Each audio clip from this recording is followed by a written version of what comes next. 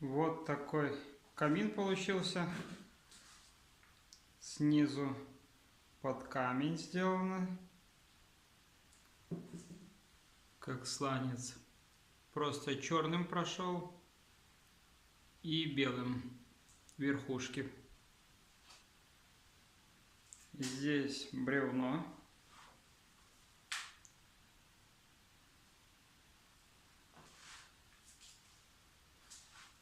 Вот. Название связано с фамилией владельца. И вот так вот под металл сделано. Там решетки были черные, подкрасил под бронзу.